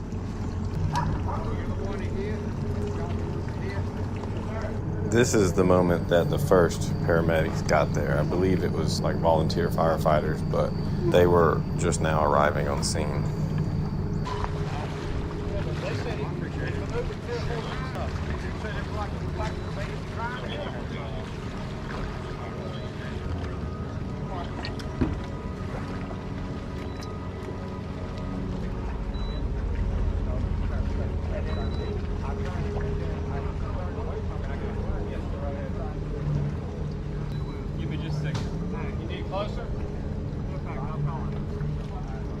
It's hard to hear what he was saying, but the guy was saying that the bass boat was coming straight at him. He tried to turn 3 times, and the bass boat matched his turns every time until they hit head on. There was nothing he could do. Both boats at full speed.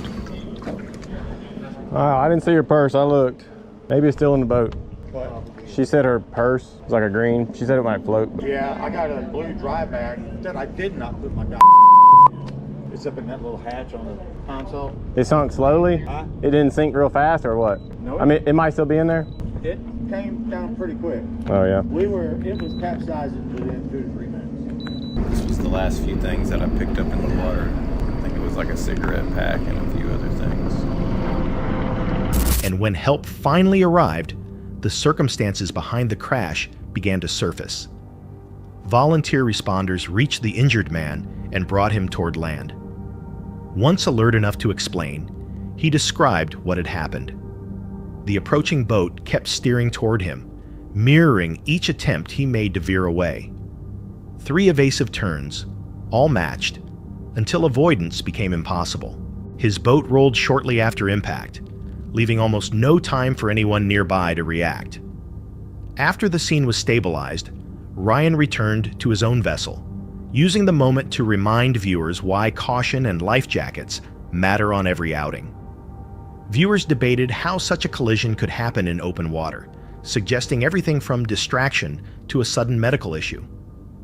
Others pointed to common boating mistakes, navigation rules ignored or misunderstood.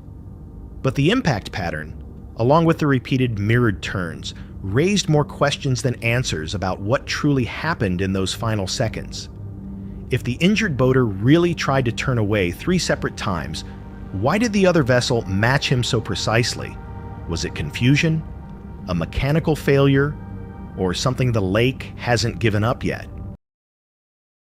Posted on November 7th, 2025, this early winter outing unfolded on a forest lake in Karelia, where Theophan from Druid Theophan, a channel focused on wilderness expeditions, hunting, and cold season fishing, launched into his first ice fishing trip of the year.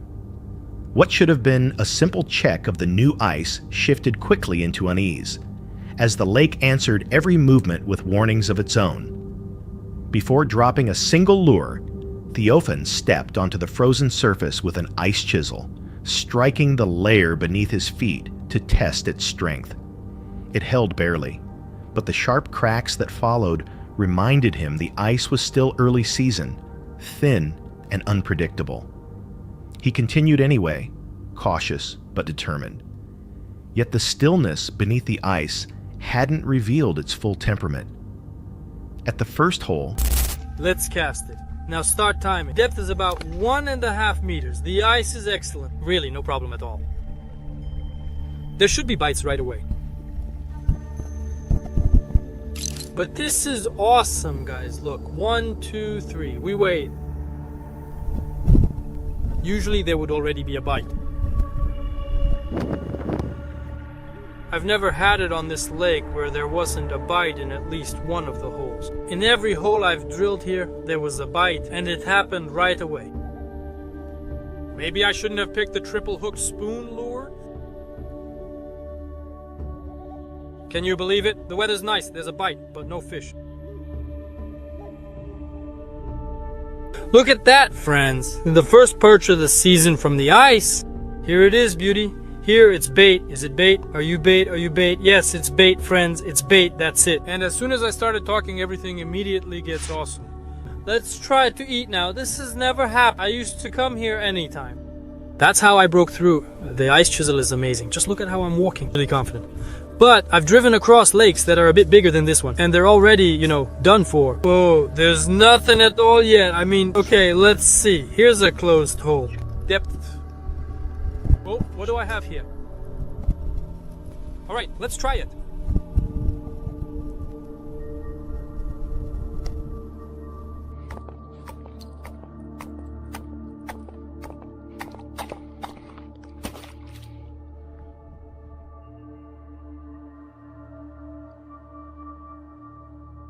He lowered a spoon lure into the calm water below. The lake, usually generous, stayed silent longer than usual before offering anything. Eventually, the line tightened. A single perch, the first catch of winter. A small success, enough to ease the tension. Still, the mood of the lake shifted again in ways he didn't anticipate. After adjusting his approach and spreading out his rods, he turned away for just a moment when the bottom setup snapped violently. They're about to take away the bottom fishing rod, friends. Got it! I made it in time. Even slid a bit. Like this. Well, let's see. Maybe another one? I left that bottom rod over there. Ran over here. Look, I have the tracks, a skid mark. Alright, let's try this lucky hole. Lucky little hole. Made this fishing trip, huh?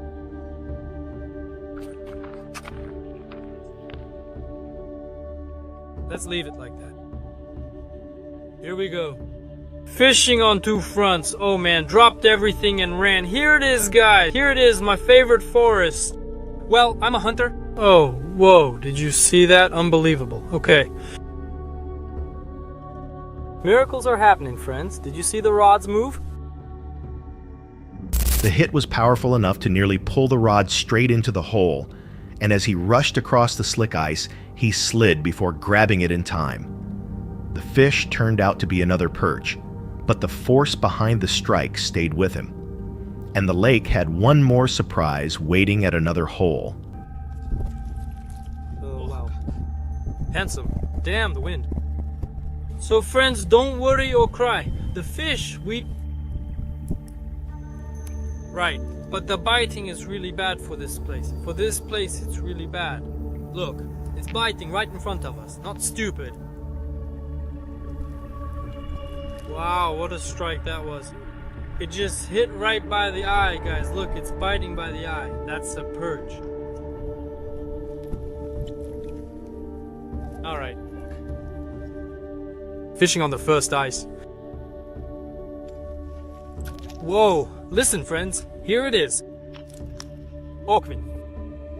Okvin, what a name. Okeniochek, Okinesha. Wow, right on the rise. Nice one. Really nice, damn. These are the ones who neither believe nor support me. Oh, damn.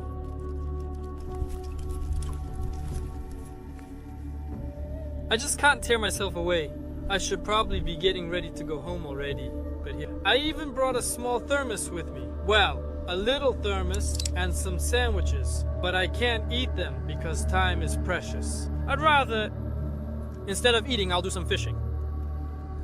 That's a very interesting feature this year. Shifting to a more productive area, he located what he called his lucky hole. Here the bites came nonstop. Larger perch, steady action, and eventually a tally of 20 from that one opening alone. By the end of the trip, he counted 25 perch total, grateful the ice held and the fishing paid off, even though the day had opened with tension. Viewers pointed out how early ice can shift from dependable to dangerous in minutes, and how the cracks he heard likely signaled layers settling beneath him. Some speculated the violent hit on the bottom rod hinted at something heavier moving under the perch he pulled up. If the lake reacted that sharply on its first thin freeze, what else might be moving under the surface when nobody's around? Out there, you only see what rises to the line, never what chooses to stay unseen. On November 9th, 2025, along a chilled stretch of the Pacific Northwest shoreline, Kay and Remo from the YouTube channel Kay and Remo headed out to film another fishing and catch and cook trip. Their content typically follows light-hearted outdoor adventures, but that morning, the ocean felt off. The surf was louder, the air carried more weight, and the calm they depended on seemed just slightly out of sync. Fished that jig head for quite some time, no bites at all. It's probably just because the jig head is the same color as the water. We'll go ahead and give this a try. This definitely looks like it's gonna stand out, and it stinks. This looks kind of promising. I always have a hard time trying to gauge where the hook should come out. I think that's about right. It's not perfect, but I think it's gonna be good enough. All set up. Let's give it a try. Got snagged on the rock. It's a little shad. Got snagged again. So switched on to this one little swim bait. We are back at camp. Unfortunately, we didn't catch anything. Water was just so murky and it was just too chaotic. The warning came before anything else. A notice calling for extremely chaotic surf and 10-foot breakers set the tone as Remo prepared every lure in his kit. Jigs, soft plastics, anything that might tempt a salmon or rockfish. Nothing produced results. Cast after cast vanished into turbulent water and returned empty or snagged in the rocky bottom. The only catch of the day was a single small shad, one that didn't feel earned. Still, something about the morning suggested the shift wasn't over. With no options left, they headed back to their campsite, letting the day settle around a homemade grill, a simple meal, and the small comforts of their car camp setup. The quiet should have eased the frustration from the shoreline, but instead it amplified the sense of an unfinished day. And by sunrise, the mood would tilt again. It is the next day out here. We're gonna go ahead and give this castable crab trap a try. Cast it, falls to the seafloor, and it basically opens up like this. We're gonna go ahead and use this bait holder here, and at the same time use a zip tie to ensure that the drumstick is secured. There's a setup right there. The drumstick's pretty much secured. I'll just go ahead and cut this off right here so it doesn't get tangled up, but this is pretty much what we're gonna do, or what we're gonna use for crabbing. Just like that, we are crabbing. So we're just gonna go ahead and wait for about maybe 5 minutes or so.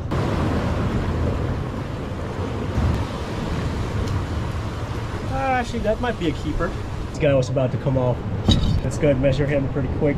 This one's about 6 1/4 inch, and you want to measure him from basically the inside of the longest point. So not this point right here. Not sure if you guys can see that, but the inside part.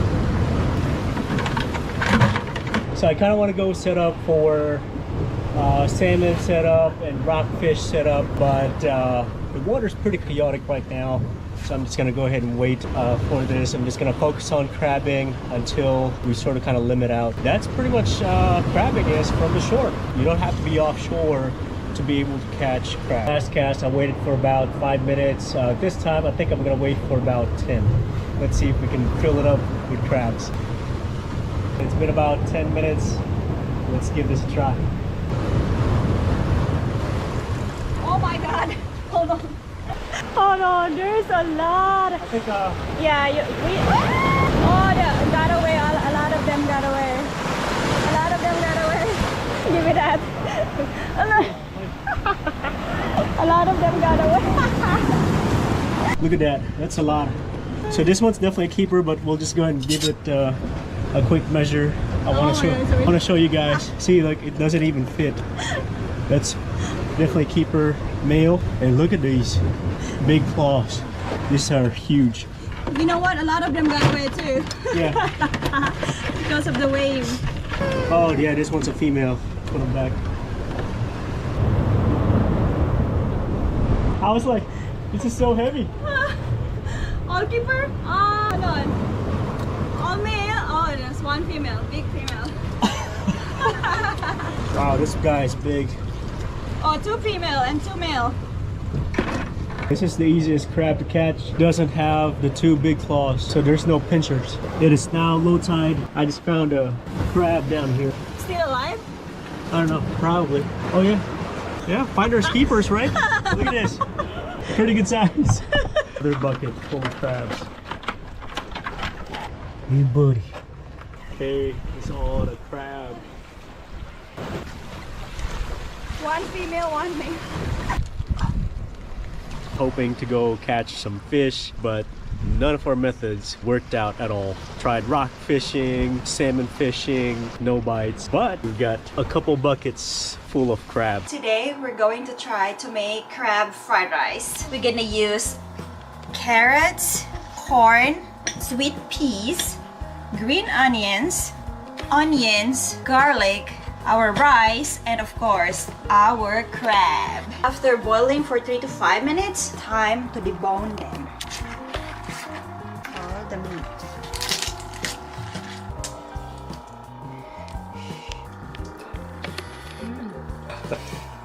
Really good. Now it's ready. Fresh crab meat right there.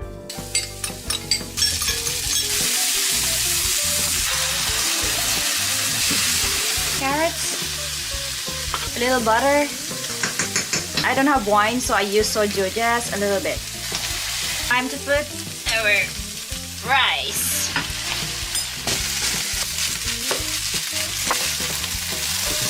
Corn, sweet peas, crab.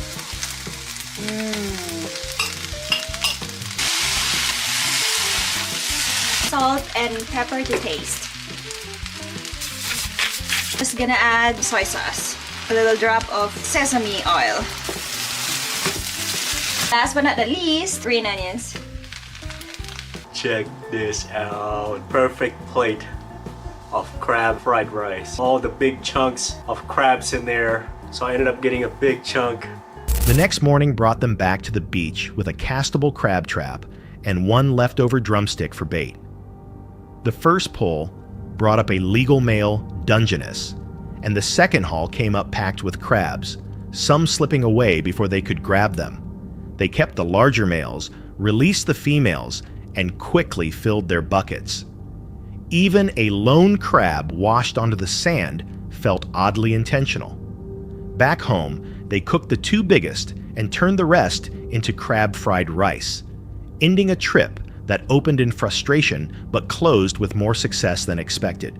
Some viewers questioned why the ocean refused every attempt at fishing one day, only to deliver overflowing traps the next.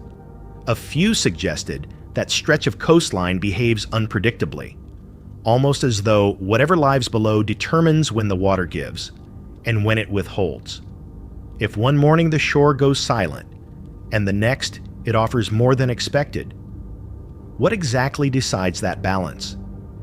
And if the waves were choosing for them, what did they avoid on that first day?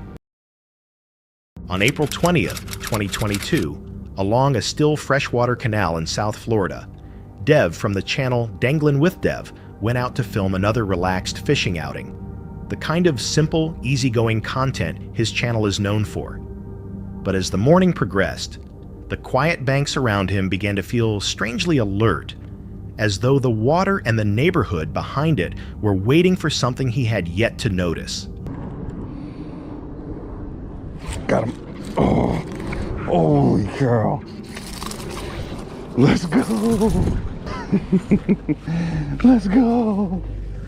Alright guys, I just snapped a couple pictures for the gram. If you're not following me at Danglin' with Dev, follow me at Danglin' with Dev. This definitely isn't my PB. Alright, I'm gonna call him 2.7. Bro, am I that good? Hey, stop. 2.66, yeah, 2.66. Went up to 2.7 when he flopped. Thanks for biting, bud. Peace. Straight back. Just chilling. Let's go. Big ones? Oh, you got him? Let's go. Let's go. Let's go. Bring him this way. Bring him this way. That's not a... What the heck? I have no clue what that is. Should we even touch him? Yeah. Got lips like you.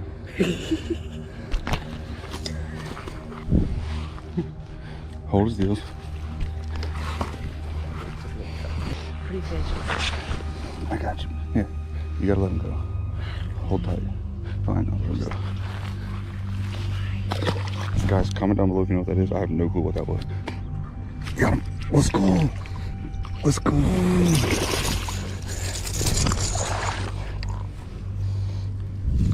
Let's go. All right, guys, that was a really, really cool bite. This fish is beautiful. I was literally standing 2 feet from him, and he was just not happy that my little rattle trap, well, my girlfriend's rattle trap was in his face.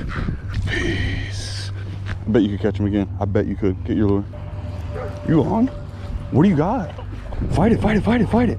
Fight it hard, fight it hard. Is it fighting hard? Yo, you have a, oh, you have a good peacock.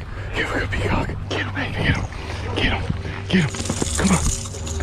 Let's go. Let's go. She goes, I don't know.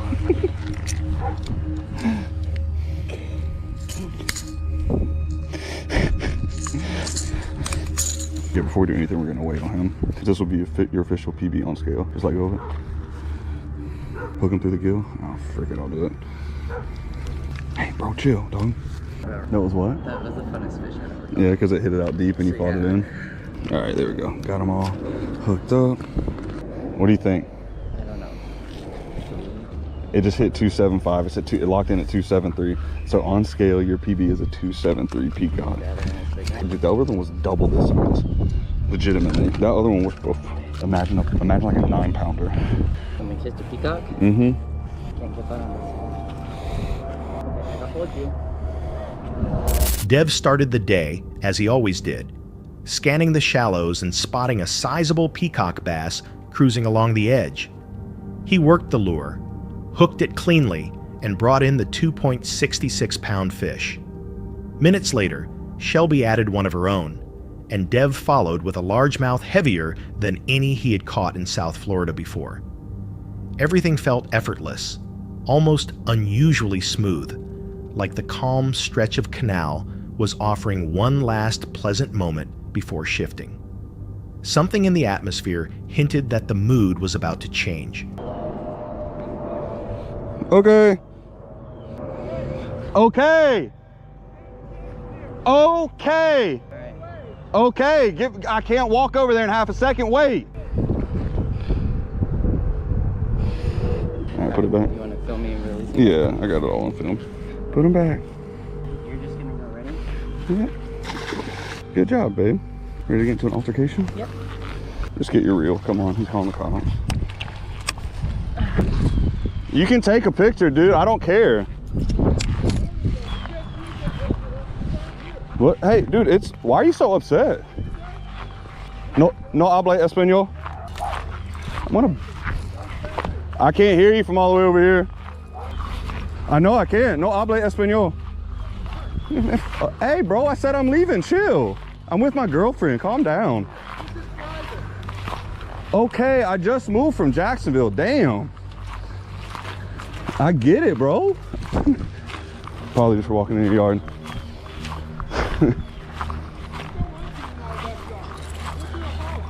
Okay, leave, bro. I'm leaving. Damn. Okay, go. You're all worked up for no reason. Yeah, she got like her biggest one ever.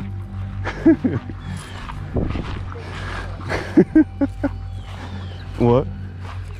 A big one? I can't hear you. Yeah, no habla español. Hey, you don't gotta be an ass, bro. Hey, you don't have to be an ass. I'm gonna hold the camera right in his face.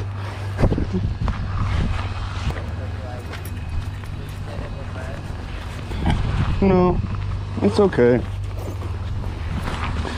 I don't think he understands how much he just made this video. Oh, you run away? Dang, that's crazy. Oh, you don't want to talk now? That's crazy. Nah, bro, like don't run your mouth and ride away. I'm glad you care so much that you could just take time out of your day to ruin it. Okay, we weren't hurting nobody. You don't have to be an asshole about it. You could just say, hey, y'all can't fish here, leave. I would have said okay, but you were an asshole about it, so no, get in. Okay, but you don't gotta be an asshole about it now that I'm up here. Come to my backyard and do what you want. I didn't come to your backyard. Yes, you did. You were in my backyard. Okay, you don't have to be an asshole about it. You could have came out to me and said, hey, can you please move out? Can you please leave? I would have said, yes, sir, I can. You were an asshole about it. No, I can't. No hable. No hable. That's perfectly fine. I have you on camera too, so thanks, bud. Have a good day. God bless you.